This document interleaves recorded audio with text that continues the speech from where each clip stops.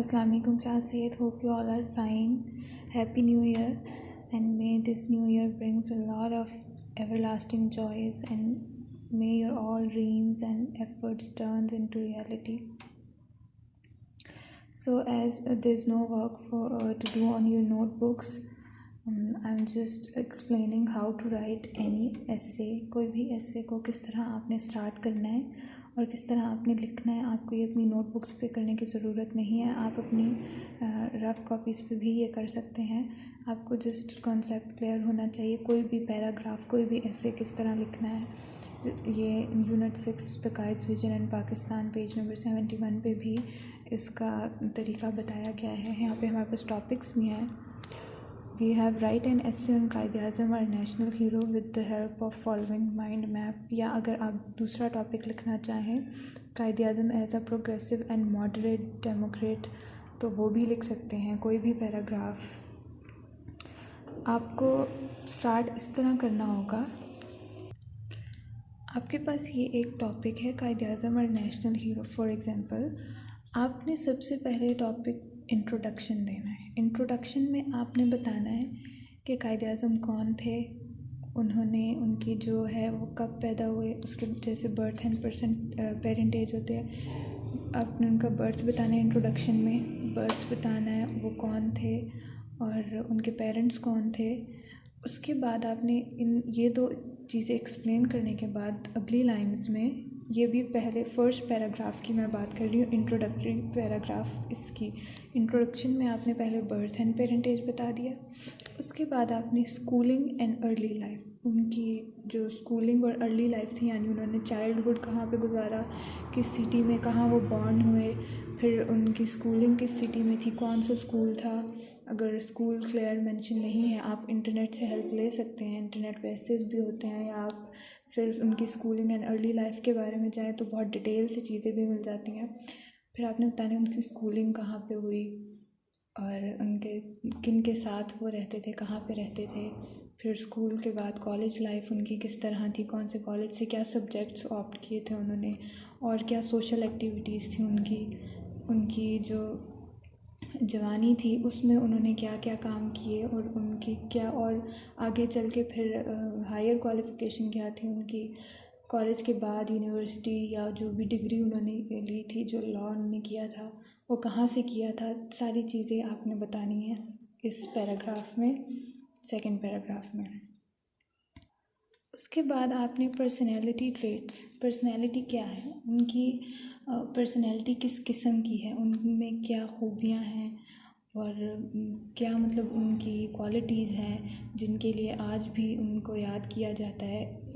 क्या उन्हें क्या चीज़ मोटिवेट करती थी और उन्होंने लोगों को किस तरह मोटिवेट किया, और क्या चीज़ें थी जिस वजह से वो इतने हाईली मोटिवेटेड थे, और किस किस्म के वो इंसान थे, वो लोगों की किस तरह हेल्प करते थे, उनमें क्या क्या ट्रेट्स थी, क्या क्या क्वालिटीज़ थी, ये आपने पर्सनैलिटी ट्रेट्स में बताना है. उसके बाद आपने नेक्स्ट पैराग्राफ में बताना है सर्विसेज फॉर द पीपल, यानी उन्होंने लोगों के लिए क्या किया. उनकी हमें पता है मेन अचीवमेंट तो यही है कि उन्होंने पाकिस्तान बनाया, पाकिस्तान के लिए एफ़र्ट्स की, उनकी जितनी एफ़र्ट्स थी. लेकिन सर्विसेज फॉर द पीपल, जैसे कि छोटे छोटे कौन से काम उन्होंने ऐसे किए, उनके बहुत खुदातर्स इंसान थे, लोगों को किस तरह उन्होंने मोटिवेट किया और किस तरह लोगों की वो हेल्प करते थे, जिस तरह जो उनकी क्वालिटीज़ जिसको यूज़ करते हुए किस तरह उन्होंने लोगों की खिदमत की, इसमें आपने ये बताना है. उसके बाद आपने नेक्स्ट बताना है इसी पैराग्राफ में एक दो तीन लाइंस आपने इसकी बता दी. फिर आपने मेन अचीवमेंट्स बताने हैं, यानी मेन अचीवमेंट उनकी यही थी कि उन्होंने मुस्लिम लीग ज्वाइन की, फिर उसको पहले उन्होंने हिंदुओं की पार्टी ज्वाइन की, फिर उसके बाद उन्होंने मुस्लिम लीग बनाई, अपनी एक अलग पार्टी बनाई मुसलमानों की खातिर. उनका जो था बेसिक कॉन्सेप्ट क्या था, वो क्या चाहते थे कि क्यों मुसलमानों के लिए अलहदा मुल्क होना चाहिए, और क्यों, वो उनका मकसद क्या था, और मेन अचीवमेंट जो पाकिस्तान बनाया उसकी एफ़र्ट्स, ये सारी आपने मेन अचीवमेंट में एलेबरेट करनी है, एक्सप्लेन करनी है. उसके बाद आप लोगों ने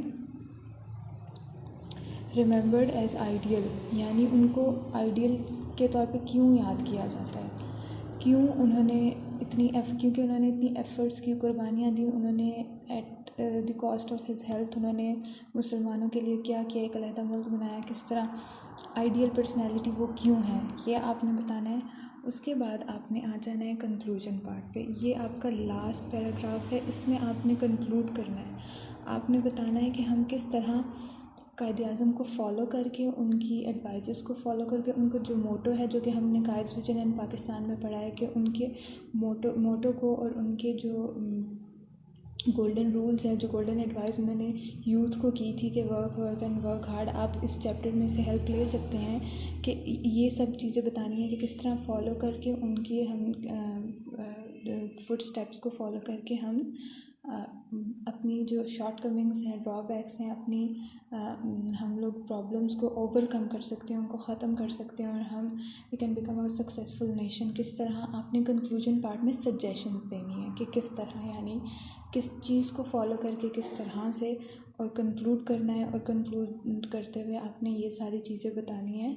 और इस तरह आपने एक पैराग्राफ लिखना है 60 to 70 वर्ड्स का, और आपने कोशिश करना है प्रिसाइज़ लिखें, यानी हर जितने भी मैंने आपको पॉइंट्स, की पॉइंट्स बताए हैं, ये सारे हर पॉइंट की 1 या 2 लाइन से ज़्यादा आपने नहीं लिखनी है।